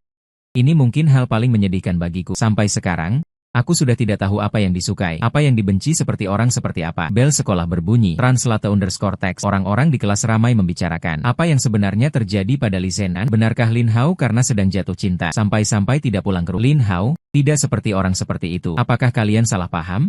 Konon hal seperti ini bisa kena sanksi dari sekolah. Sebaiknya kalian jangan asal bicara. Li Zenan tiba-tiba berdiri, berkata dengan marah. Itu yang kulihat dengan mataku sendiri. Dia melirik ke arah sosok yang pergi di pintu, berkata dengan sinis, mengenal wajah tapi tidak mengenal hati. Kalian sama sekali tidak memahami. Dia mendengar ini. Orang-orang di kelas tidak lagi berkata apa-apa. Jiang Ruosue menatap ke arah pintu dengan bengong. Hari ini dia tidak bisa mencerna pelajaran apa. Ruosue, kamu kenapa? Feng Ruobing bertanya dengan khawatir. Jiang Ruosue tersadar. Dia cepat-cepat membereskan barang-barangnya, berlari menuju pintu kelas. Aku ada urusan harus pulang dulu hari ini. Melihat tindakan Jiang Ruosue, orang-orang di kelas kembali terkejut. Jiang Ruosue hari ini juga aneh. Kakak di sini di sudut jalan Zuolin melambaikan tangan. Zuo Yuexian tersenyum dan berjalan mendekat. Hari ini Zuo Yuexian mengenakan gaun biru muda. Di kakinya memakai sepatu bot berbulu. Tampak lembut namun cantik. Kakak senior, aku menyapa. Zuo Yuexian mengusap kepalaku sambil tersenyum berkata, masih begitu sopan, tidak perlu sungkan pada kakak. Bagaimana sudah dapat asrama? Zuolin memutar matanya. Inikah kakak kandungnya sendiri yang lebih baik pada Lin Hao daripada pada dirinya? Zuo Yuexian tersenyum berkata, aku sudah dapat kabar ada dua tempat yang cukup bagus. Jaraknya juga tidak terlalu jauh dari sekolah, dan harganya juga terjangkau. Sekarang tergantung sisi mana yang disukai Lin Hao. Aku sudah meminta mereka mengosongkan kedua rumah ini. Terima kasih, ucapku dengan penuh rasa syukur. Selama bertahun-tahun ini selalu mendapat beasiswa, disimpan dalam sebuah kartu. Uang ini seharusnya cukup untuk hidupku beberapa bulan. Datang lagi, Zuo Ruoxian dengan leluasa meremas rambutku. Hal ini kembali memicu ketidakpuasan Zuolin. Di sudut lain, Jiang Ruosue memandangi bibir merah ini dari kejauhan. Air matanya tak tertahan lagi menetes. Dia tadi seperti kerasukan setan, mengikuti untuk melihat pemandangan ini. Dia merasa dirinya seperti orang bodoh. Sudah jelas hal ini tidak bisa diubah lagi. Mengapa dia masih harus datang? Tiba-tiba merasa marah dan yang paling jahat adalah Zuolin jelas juga tahu situasi ini, tapi masih berkata begitu padanya. Mereka jelas sudah bersekongkol. Pantas dia dipermalukan melihat Ruo-Ruo dicubiti. Saat ini, beberapa bayangan di depan perlahan menjauhi Jiang Ruosue. Seperti dipengaruhi kekuatan gaib, dia kembali mengikuti. Aku ini bodoh. Memandangi beberapa orang itu berbincang sambil berjalan. Apartemen kecil di depan. Jiang Ruosue merasa dirinya seperti pencuri yang tak pantas terlihat. Dia agak tak berdaya bersandar pada pohon di depan gedung apartemen. Hatinya tak tertahan lagi merasa sedih. Sudah jelas tahu dia adalah orang seperti ini. Pada akhirnya masih ingin mempercayainya sendiri. Sungguh bodoh. Kamu Jiang Ruosue kan? Tiba-tiba suara merdu terdengar dari depan. Seorang gadis menatap Jiang Ruosue. Namaku Zuo Yuexian. Jiang Ruosue langsung bangkit dari tanah. Tidak mau kalah. Biasanya menatap balik Zuo Yuexian. Bagaimana kamu tahu aku Zuo Yuexian? Tersenyum. Kamu cantik sekali. Sepanjang jalan mengikuti datang. Kurasa pasti kamu. Jiang Ruosue terbongkar. Pikiran tersembunyi seperti kala. Berbalik langsung ingin pergi, kamu tidak ingin tahu. Translate_text. Apa yang kita lakukan di sini? Zuo Yuexian berbicara dengan nada datar. Setelah kata-kata ini keluar, membuat Jiang Ruosue berhenti melangkah. Tapi dia juga tidak ingin mengaku begitu saja. Berkata dengan kesal masih bisa melakukan apa? Melakukan hal-hal yang tidak bisa dilihat orang. Zuo Yuexian tertawa tanpa peduli. Lin Hao ingin pindah dari rumah, jadi minta bantuanku mencari rumah. Jiang Ruosue merasa hatinya bergetar hebat. Zuo Yuexian berkata, sepertinya dia bertengkar dengan keluarganya. Tadi malam tidak ada tempat untuk pergi, berencana menginap di pinggir jalan. Aku dan Zuolin membawanya pulang sampai di sini. Zuo Yuexian melihat ke arahmu, melihat penampilanmu. Kalian seharusnya bertengkar, berkomunikasi dengan baik. Benar-benar hanya seperti ini. Jiang Ruosue merasa hatinya gemetar. Zuo Yuexian mengangguk. Dengan hubungan kalian, kamu seharusnya orang yang paling memahami Lin Hao. Hal apa yang akan dia lakukan? Hal apa yang tidak akan dia lakukan? Bukankah kamu yang paling jelas? Jiang Ruosue malu sampai wajahnya merah padam. Tiba-tiba merasa dirinya sangat jahat, linglung dan putus asa. Berjalan di jalan besar Jiang Ruosue seperti robot yang kaku. Bagaimana bisa seperti ini? Tidak mungkin. Aku jelas melihat dengan mataku sendiri. Mengapa menjadi seperti ini? Jiang Ruosue teringat kata-kata Zuolin sebelumnya. Mengingat kata-kata Zuo Yuexian, dia merasa seperti dipukul dengan keras. Kamu seharusnya orang yang paling memahami Lin Hao. Kamu seharusnya orang yang paling memahami Lin Hao. Jiang Ruosue tiba-tiba teringat sesuatu kalang kabut. Mengambil ponsel Lin Yan dari tas punggung. Kakakmu apakah bertengkar dengan keluarga? Iya, kakak Ruosue. Kamu kenapa? Sepertinya agak tidak biasa. Kakakmu ingin pindah keluar. Kamu sudah tahu semua.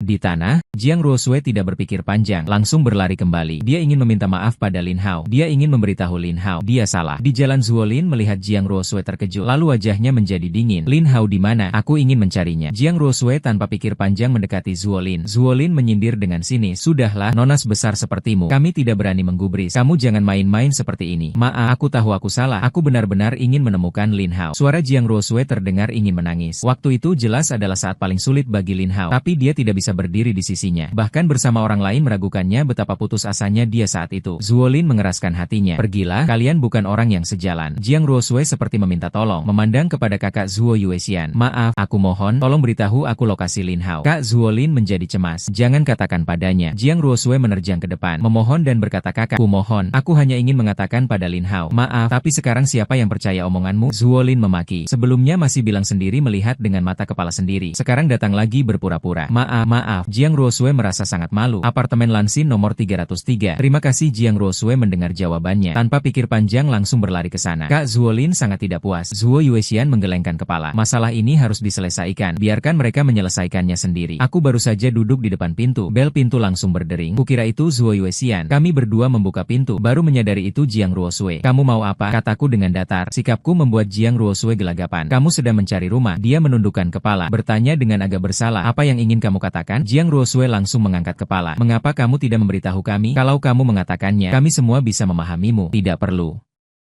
Nada bicaraku menjadi lebih datar. Jiang Ruosue menjadi semakin gelagapan. Dia berusaha keras menenangkan dirinya. Kapan kita menjadi seperti ini? Mengapa kamu tidak mau memberitahuku apapun? Sebenarnya untuk apa kamu datang ke sini? Aku mulai tidak sabar. Baik itu Jiang Ruosue maupun orang tuaku sendiri. Mereka tidak pernah percaya padaku. Mengapa aku masih harus menjelaskan? Maaf, aku salah paham tentangmu. Jiang Ruosue menundukkan kepala. Seharusnya aku tidak mempercayaimu. Waktu itu aku hanya terlalu marah. Maaf, tidak perlu minta maaf. Aku juga tidak berharap orang lain bisa mempercayaiku. Kataku dengan datar. Jantung Jiang Ruosue kembali tersentak. Kata-kata Lin Hao seperti cambuk yang menghantam jantungnya dengan keras. Bisakah kamu memaafkanku? Jiang Ruosue menatap Lin Hao dengan penuh harapan. Aku tiba-tiba menghela napas panjang. Pulanglah, kita berdua sekarang sudah tidak ada hubungan apa-apa. Tidak ada maaf, tidak memaafkan. Cukup jadilah teman sekelas yang baik. Apakah kita hanya bisa menjadi teman sekelas? Ekspresi Jiang Ruosue terlihat menyedihkan. Translate_text. Jangan meragukan kata-kataku. Matahari terbenam di Gunung Barat. Jiang Ruosue berjalan tanpa tujuan di jalanan. Kata-kata Lin Hao seperti pisau menusuk. Satu tusukan demi satu menusuk di hatinya. Dia teringat kejadian sebelumnya. Hampir ingin menampar dirinya sendiri berkali-kali. Dia seharusnya orang yang paling memahami Lin Hao. Sebenarnya yang paling memahami Ling Ling.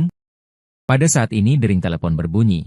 Senior Jiang Ruosue mengangkat telepon dari senior klub. Suara terdengar dari sisi Ruosue. Aku dengar tentang masalah Lin Hao. Apakah ada kesalahpahaman? Katanya masalah Lin Hao dilaporkan ke sekolah. Sekolah sudah mengeluarkan pemberitahuan hukuman. Wajah Jiang Ruosue berubah secepat ini. Apa sebenarnya yang terjadi? Apakah kau salah paham tentang sesuatu? Jiang Ruosue terseduh-seduh. Tidak enak hati.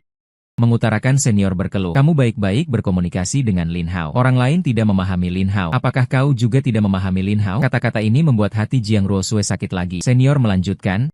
Sebenarnya ada beberapa hal yang tidak seharusnya kukatakan, tapi sekalian saja kusampaikan sekarang. Tugas yang sebelumnya diberikan padamu. Kau kira kami yang membantumu? Sebenarnya bukan, kami semua punya tugas sendiri. Sendiri saja sudah kewalahan. Itu Lin Hao yang sibuk kesana kemari, terus membantumu menyelesaikannya. Dia benar-benar baik padamu, meskipun tidak diucapkan, tapi tindakannya selalu ada di mana-mana. Jika ada kesalahpahaman antara kalian, lepaskan secepatnya. Menutup telepon, Jiang Ruosue semakin sedih, berjongkok di jalanan. Menangis terseduh-seduh. Lin Hao begitu baik padanya. Tapi akhirnya dia tidak memilih percaya pada Lin Hao. Terima kasih Ruosue. Berlari panik mendekati Su Yueking. Ibu? Ada masalah buruk. Kakak sepertinya akan dihukum oleh sekolah. Apa yang terjadi? Su Yueking mengelap tangannya dengan celemek dan berjalan keluar dengan cepat. Katanya kakak disalahpahami. Dikira sedang pacaran. Akan dihukum sekolah. Bagaimana? Kata Lin Yan. Su Yueking baru menyadari kemudian. Pasti ayahmu mengatakan sesuatu. Aku akan menanyakannya sampai jelas. Saat itu Lin Mubai pulang. Wajahnya memerah. Mulutnya mengeluarkan bau alkohol. Ada apa? Mendesak-desak aku pulang. Su Yueking menahan amarah. Lin Hao akan dihukum sekolah. Apakah kamu tahu tentang ini? Aku tahu. Kata Lin Mubai dengan nada agak marah. Ini yang kusuruh pihak sekolah lakukan. Pasti dia dihukum berat. Biar dia tahu rasanya. Mengapa kamu melakukan ini? Seluruh tubuh Su Yueking gemetar. Apa kamu tahu apa yang dilakukannya? Nada Lin Mubai penuh kekecewaan. Aku selalu berharap dia menjadi pria tegar. Tapi dia sama sekali tidak mau belajar baik. Sekarang dia belajar pacaran seperti orang lain. Kamu tahu, sekarang demi seorang wanita bahkan mau tinggal di luar. hal seperti ini. Aku tidak akan mengizinkan akibat ini. Dia masih belum tahu memperbaiki kesalahan. Aku akan menggunakan cara yang lebih keras untuk menghukumnya. Aku tidak percaya dia bisa lolos dari genggamanku. Ayah, kamu salah. Lin Yan menginjak kaki marah. Aku tidak salah. Lin Mubai, wajahnya semakin merah. Bau alkohol dari mulutnya menyembur saat bicara. Aku memang ingin memberinya pelajaran. Prak, wajahnya bertambah 5 cap jari. Su Yueking bermata berkaca-kaca. Lin Hao tidak pacaran. Itu temannya yang keliru. Orang lain hanya membantunya mencari rumah saja. Orang itu sekarang sudah jelas. Tidak mungkin dia sendiri juga mengaku. Jangan asal bicara untuk membersihkan dosanya. Ini justru menyakitinya. Kamu tahu tidak? Lin Mubai berkata sambil marah-marah menatap Su Yueking. Ibu yang penyayang. Perkataannya ini sama sekali tidak salah. Su Yueking kecewa melihat Lin Mubai. Air mata terus mengalir. Dulu yang kamu katakan dan lakukan selalu saya dukung tanpa syarat. Tapi sekarang saya baru sadar kalau saya salah. Kamu ini terlalu keras kepala. Selama kamu anggap benar, kamu selalu merasa benar. Kamu sama sekali tidak akan mengakui kalau kamu salah. Buat apa kamu mengatakan semua ini? Ini tidak ada hubungannya dengan kejadian sekarang. Barusan teman sekelas Lin Hao menelepon, menjelaskan situasinya. Kalau ada pertanyaan juga bisa konfirmasi ke wali kelasnya. Mendengar Su Yueking sampai di sini, Lin Mubai akhirnya tersentuh. Kenapa dia harus mengaku? Dia jelas-jelas mengaku sendiri. Apa yang telah kamu lakukan padanya? Ada ayah seperti kamu. Apa gunanya dia membantah? Walaupun Su Yueking berkata demikian, hatinya terasa sakit seperti terkoyak. Bisa untuk apa lagi? Anaknya hanya tinggal hitungan bulan umurnya. Dia sudah tidak peduli dengan hal-hal ini lagi. Tidak mungkin. Lin Mubai menggelengkan kepala. Rekan kerjanya yang sudah hampir sadar dari mabuk juga terlihat pucat. Ayah Lin Yan menasihati. Sekarang sudah waktunya seperti apa? Cepat telepon kakakmu. Guru tolong lihat masih bisa diselamatkan atau tidak. Lin Mubai kalang kabut mengeluarkan ponsel, menekan nomor telepon. Halo, guru ya? Saya ayahnya Lin Hao. Kejadian hari ini ingin saya konfirmasi. Apa mungkin ada kesalahpahaman? Kenapa bisa seperti ini? Dia sendiri juga mengakukan. Kenapa bisa berubah seperti ini? Apa maksudnya kamu juga tidak tahu apa yang harus dilakukan sekarang? Bisakah hukuman itu dicabut sekarang? Dia masih seorang pelajar. Sekarang adalah masa terbaik dalam hidupnya. Jangan sampai masa depannya terpengaruh oleh hal yang tidak ada ini. Meskipun ini adalah tuntutan keras saya, tapi bukankah hal ini tidak benar-benar terjadi? Hukuman sudah diumumkan, tidak dapat dicabut. Alasan apa ini? Apakah hanya karena alasan seperti ini masa depan anak bisa terpengaruh? Guru, tolong bantu carikan solusi. Hal seperti ini sangat berdampak besar padanya. Setelah menutup telepon, bibir Lin Mubai memucat. Bagaimana bisa begini? Aku jelas-jelas bermaksud baik untuknya. Cuaca cerah, aku perlahan bangkit. Terbiasa melihat waktu, meraih pakaian. Meski hari ini hari Sabtu, aku tiba-tiba tersadar, aku sudah pindah keluar. Mengapa masih terikat aturan seperti ini? Aku kembali sadar, lantas melempar pakaian itu begitu saja, memutar lagu, Laozi Mingtian Bushangban, di ponsel, lalu berbaring kembali dengan nyaman. Saat bangun tidur sudah jam 12, aku malas-malasan mandi dan cuci muka, pergi makan di luar. Setelah makan, aku pergi ke supermarket, membeli beberapa kebutuhan hidup sederhana. Selain kebutuhan hidup, juga harus beli beberapa set pakaian. Setelah semua ini selesai, sampai di rumah sudah jam 2. Kemarin aku tidak membersihkan dengan sungguh-sungguh. Hari ini merapikan dan membersihkan dengan baik. Sibuk sampai jam 5 sore, tapi sekarang aku merasa ada sedikit pencapaian yang tak terduga. Ding ling ling, nada dering ponsel berbunyi. Kulihat siapa yang menelepon, lalu menekan tombol terima. Suara Ibu Lin Hao, Su Yueking, terdengar dari seberang telepon. Ibu, aku membimbing dengan datar, kata Su Yueking. Ayahmu melakukan hal-hal itu. Ibu tidak tahu. Ibu di sini menggantikan dia dan kamu untuk yang baik. Aku menganggukkan kepala. Su Yueking berkata, Lin Hao, sebenarnya ayahmu hanya salah paham. Tidak ada niat jahat padamu. Dia sebenarnya selalu peduli padamu dengan baik. Aku berkata. Su Yueking mendengar nada suaraku yang asal-asalan. Hatinya agak sedih. Dia teringat kembali. Dulu saat Lin Hao menghadapi mereka, selalu menunjukkan wajah penuh semangat. Kamu marah? Su Yueking bertanya. Mendengar pertanyaan ini, aku terhanyut dalam kehilangan kesadaran singkat karena marah. Sepertinya mereka tidak pernah peduli dengan perasaanku. Kapan mereka akan bertanya apakah aku marah? Tidak. Aku terdiam sejenak. Su Yueking berharap berkata, kalau kamu punya pikiran apapun bisa bicara dengan ibu. Ibu akan mendengarkan dengan baik. Tidak. Aku menggelengkan kepala. Su Yueking tersenyum kecewa. Sepertinya kamu tidak mau memberitahu ibu tentang hal-hal yang terjadi. Tidak ada hal seperti itu. Ibu, jangan berpikir terlalu banyak. Aku masih menyangkal. Beberapa hal sebagai anak tidak bisa diucapkan, dan yang paling penting, sampai sekarang, apapun yang dikatakan sudah tidak terlalu perlu. Dulu mengapa mereka tidak pernah menanyakan aku? Di ujung telepon terdiam sejenak. Aku kira telepon akan ditutup di ujung sana, tapi suara kembali terdengar. Ngomong-ngomong, bukannya kamu sebelumnya bilang ingin bertemu nenek? Bagaimana kalau kita pergi ke rumah nenek dalam 2 hari ini? Ibu berkata sambil tersenyum. Sebelum aku sempat bicara, ibu melanjutkan, kali ini, hanya kita dan adikmu. Dia sepertinya juga ingin menjenguk nenek. Baiklah, aku mengangguk menyetujui. Nenek sebelumnya pernah meneleponku dan memberitahuku. Dia agak merindukan dirinya sendiri. Aku pernah mengusulkan, ingin pergi menjenguk nenek. Ayah dan ibu tidak menganggapnya serius. Kemudian terjadi hal-hal ini. Aku pun mengabaikan mengabaikan hal ini. Di depan toko dengan papan nama kuning, aku membawa ransel sehari-hari. Setelah beberapa saat, sebuah mobil merah berhenti di depanku. Su Yueking turun dari kursi pengemudi. Lin Hao, kamu mau makan apa? Ibu akan membelikan untukmu, tidak usah. Aku tidak terlalu terbiasa dengan sikapnya yang antusias seperti ini. Membuka pintu kabin belakang dan masuk ke dalam. Di kursi belakang Lin Yan duduk di samping membawa ransel kecil. Ekspresinya terlihat agak khawatir. Berbeda dengan Lin Yan, hubungan nenek dan aku cukup baik, tapi dia terhadap orang lain agak dingin. Bahkan terhadap Lin Yan juga begitu. Jadi adik perempuan ini agak takut. Nenek bertemu Lin Yan, menyapa dengan takut-takut. Aku mengangguk, duduk dengan tenang di samping. Mobil menyala dengan cepat melintas di jalan aspal kota. Tidak lama kemudian, sudah keluar dari kota. Desa tempat nenek tinggal cukup jauh dari kota. Jika naik mobil mungkin sekitar 2 jam. Sepanjang jalan Su Yueking dengan antusias menanyakan kondisiku sekarang. Aku menjawab seadanya. Di luar jendela 2 baris pohon terus bergerak mundur. Setiap kali seperti ini, ingatanku muncul seperti air pasang. Kira-kira itu saat aku berusia 10 tahun. Waktu itu sedang liburan musim panas. Ayah ibu sibuk bekerja. Tidak ada waktu mengurusku. Lalu menitipkanku pada kakek. Meminta kakek membantu mengurus. Adik perempuan ikut ayah ke tempat kerja. Dia bisa meluangkan waktu untuk mengurus. Karena liburan musim panas sekitar 2 bulan. Ayah juga khawatir kakek kecapean. Jadi setelah sebulan meminta ibu membawaku ke rumah nenek dan kakek di sini. Waktu itu kakek masih ada. Translate_text. Waktu itulah hubunganku dengan kakek nenek mulai di liburan musim panas setelahnya. Sebagian besar waktuku dihabiskan menemanimu. Atau kadang kakek masih sampai. Kemudian aku punya kemampuan otonom yang cukup. Juga tidak perlu diantar jemput orang tua. Tapi di tahun usia 12 tahun, kakek meninggal, hanya tersisa nenek. Aku habiskan lebih banyak waktu menemaninya, memikirkan kakek. Aku kembali dipenuhi kesedihan dan penyesalan. Jika suara Lin Yan saat itu masuk ke telingaku, baru aku tersadar. Su Yueking dan Lin Yan sudah menatap ke sini. Aku baru menyadari, tanpa terasa, mereka sudah sampai. Aku membuka pintu mobil. Ibu, aku datang. Su Yueking memarkir mobilnya dengan baik, berjalan masuk dari halaman. Langsheng bersuara. Dari dalam rumah keluar seorang nenek tua berambut putih, mirip 50% dengan Su Yueking. Wajahnya agak gemuk, penuh keriput. Jelas sudah lebih dari 60 tahun. Nenek tua ini adalah nenek Su Huasian. Melihat Su Yueking, Su Huasian dingin mengangguk. Tidak banyak bicara lagi. Nenek Su Huasian melihatku, baru muncul senyum di wajahnya. Mendekat dan berkata dengan akrab, "Nak, baru sebentar tidak bertemu. Kok kurus semua? Lumayanlah." Aku melihat orang tua itu, hati agak sedih. Si Huasian ini tertawa riang. Baru kemudian menatap Su Yueking. Masuklah. Dia menarikku berjalan di depan, menanyakan kabar.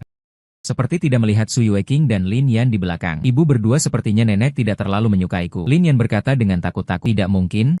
Nenekmu memang karakternya seperti itu. Tidak ada hubungannya denganmu. Tapi nenek memperlakukan kakak berbeda. Mungkin karena kakakmu biasanya lebih banyak menghabiskan waktu bersamanya. Masuk ke dalam rumah Su Huasian. Menarikku untuk duduk. Di rumah masih ada meja 8 dewa itu. Semuanya tidak banyak berubah. Tapi aku masih menyadari. Nenek lebih banyak bicara daripada sebelumnya. Dan juga lebih lesu. Memberiku perasaan tidak tenang. 2 hari ini kita akan tinggal di sini. Su Yueking menatap Su Huasian berkata. Su Huasian mengangguk. Sebentar lagi aku akan membereskannya. Kalian bisa tinggal di sini. Berbicara sebentar. Aku berdiri. Nek, aku akan pergi menjenguk Eyang. Nenek dengan lancar berdiri, mengambil beberapa kertas uang emas dari gudang penyimpanan, dan sejenis uang kertas, lalu mengambil beberapa batang dupa memberikannya padaku. Cepat pergi, Eyangmu pasti juga sangat merindukanmu. Desa memiliki sebuah bukit kecil, tepatnya makam Eyang. Ini dipilih Eyang semasa hidupnya. Katanya jika mati juga ingin dekat dengan nenek. Membuatnya sedih. Aku di sini tinggal selama lebih dari 1 jam. Waktunya sudah hampir. Aku dengan berat hati turun gunung. Baik kakek maupun Eyang, nenek, sangat baik padaku. Hanya ketika berhadapan dengan mereka, aku akan merasa memiliki tempat bersandar. Menangis lagi. Melihat mataku merah, nenek bertanya. Aku menggelengkan kepala. Nenek menepuk kepalaku. Setiap kali seperti ini sudah dikatakan. Masalah Eyangmu bukan salahmu. Aku hanya tersenyum kecut. Su Yueking menundukkan kepala. Jika bukan karena kondisi anaknya seperti ini, dendam dalam hatinya masih tidak bisa dihilangkan. Apa yang terjadi? Lin Yan menarik tangan Su Yueking. Su Yueking melotot padanya. Anak kecil jangan banyak tanya.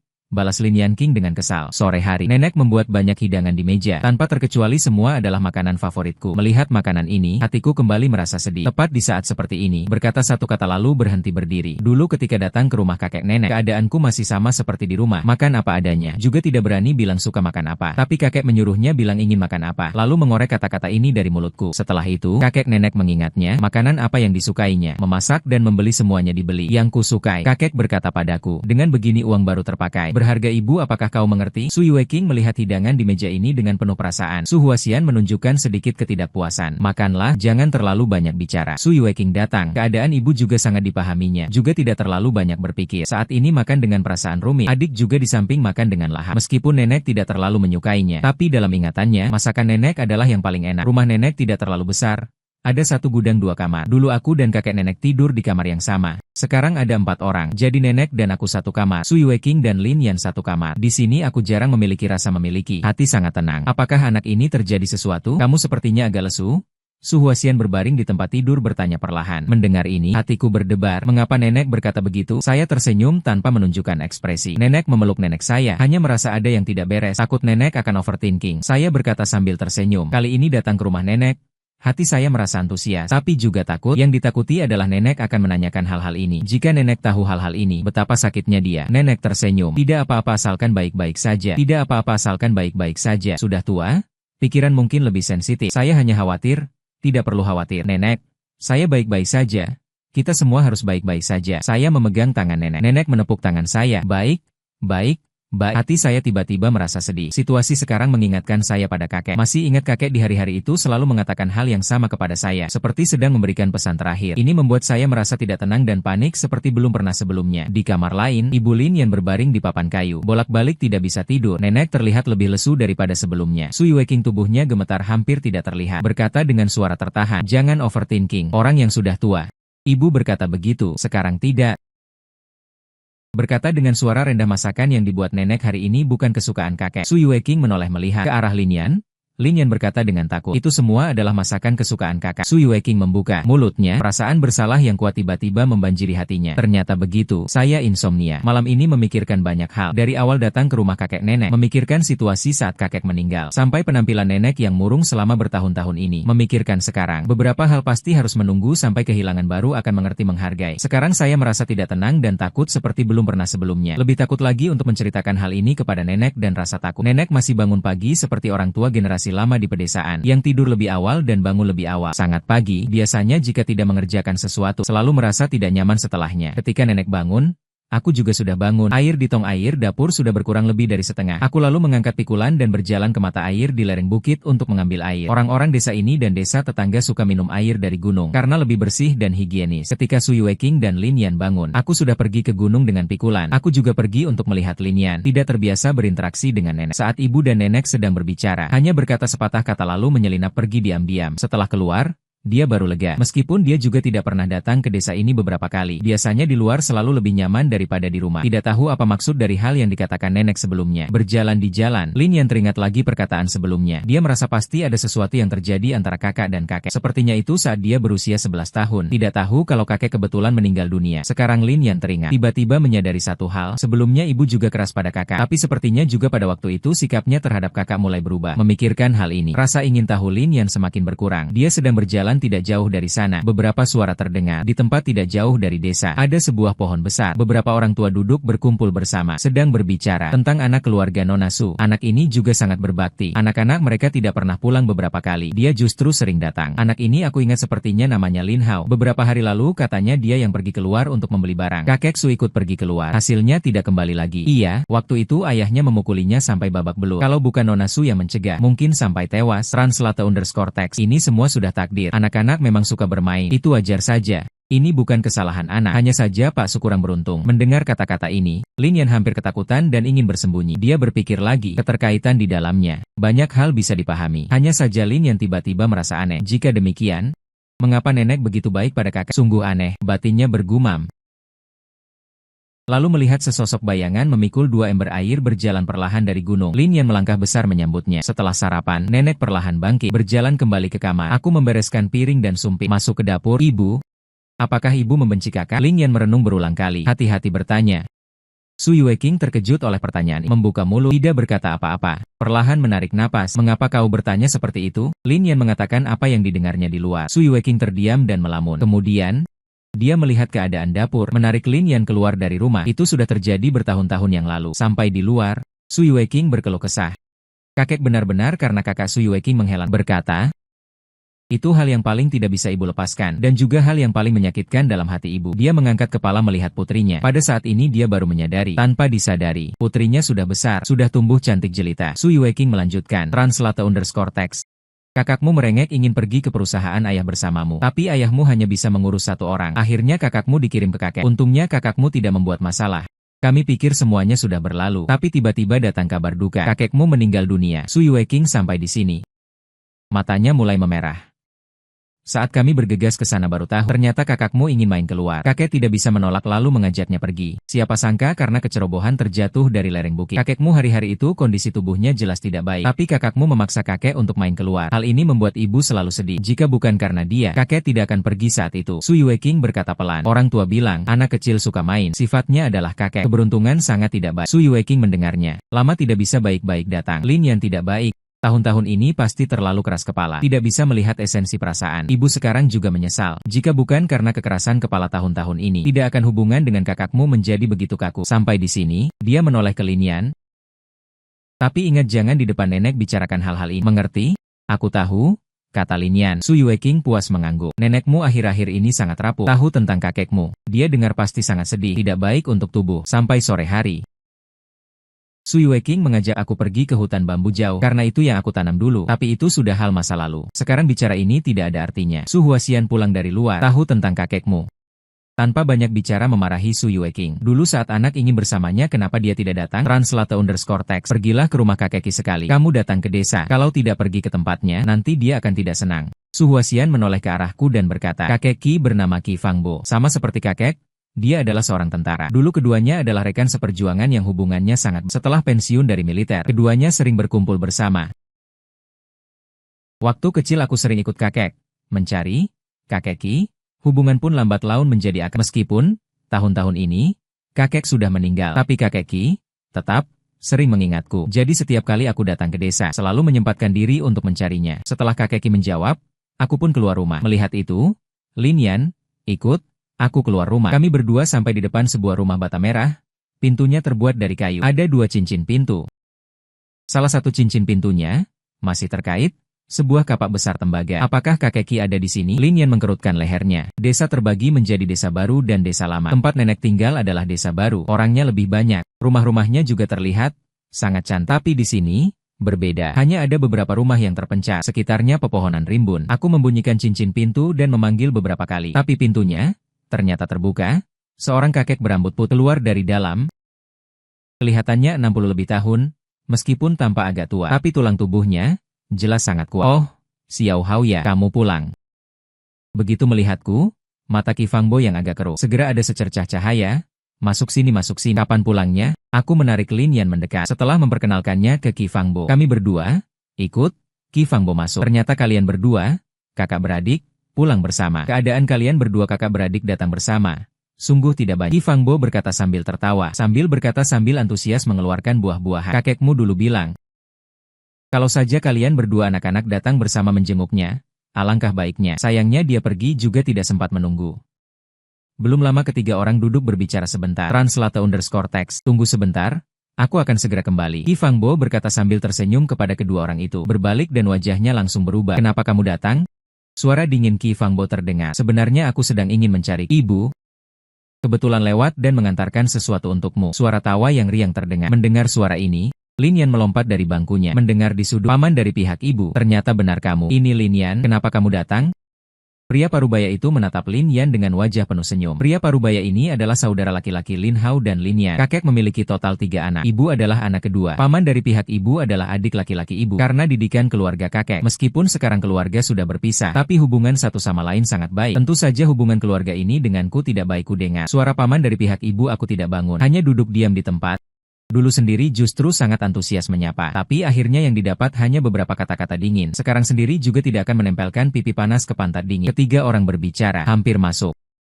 Paman dari pihak Ibu Sutian adalah pria beralis tebal dan bermata besar. Sangat mirip dengan kakek. Tubuhnya sangat kekar, pipi penuh janggut. Melihatku Sutian mengangkat alis. Ekspresi jijik melompat bangun, melihat sikap Sutian itu. Qi Fangbo langsung meledak. Bocah brengsek, ambil barangmu dan pergi dari. Setelah berkata, dia melemparkan barang di tangannya dengan keras ke arah Sutian. Sutian dengan payah menghindar. Sebenarnya aku bukan itu maksudnya. Pergi. Qi Fangbo membelalakan mata, berkata dengan marah. Melihat Qi Fangbo benar-benar marah, lari tunggang langgang. Sebenarnya aku akan menengokmu lain hari.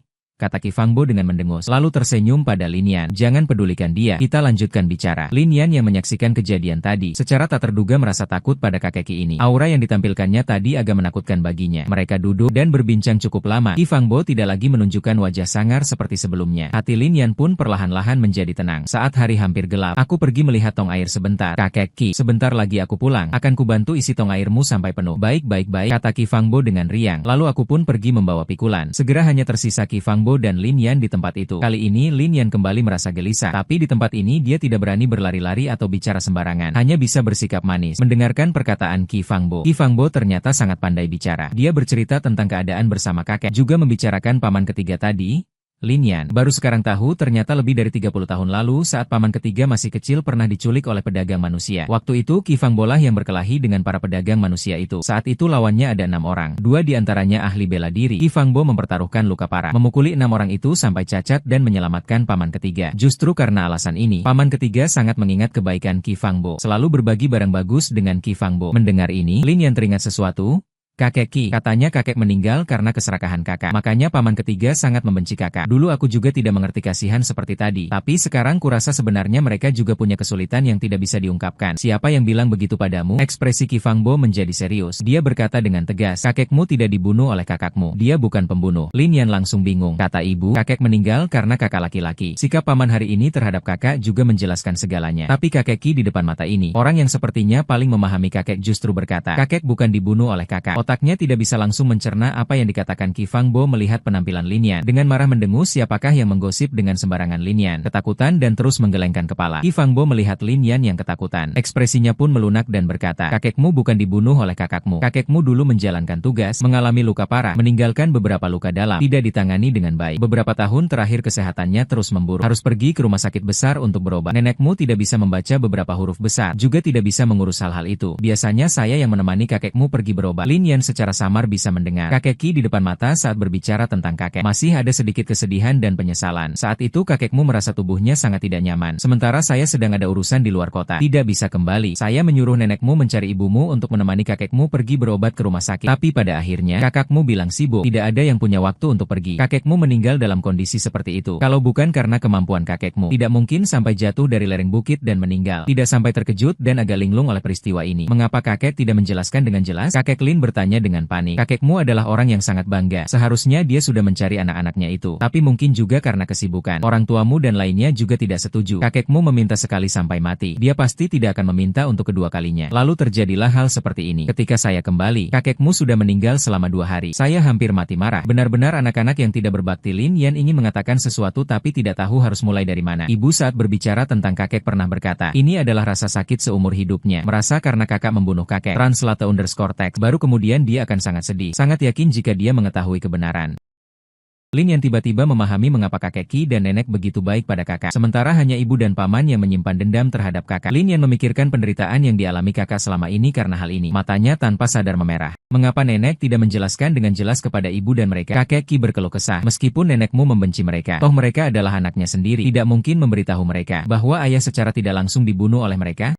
Lin Yan tidak berani mengungkapkan pandangan dan pemikiran ibu dan paman terhadap kakak. Kalau tidak, kakek Qi yang galak ini mungkin akan membalik dengan cepat.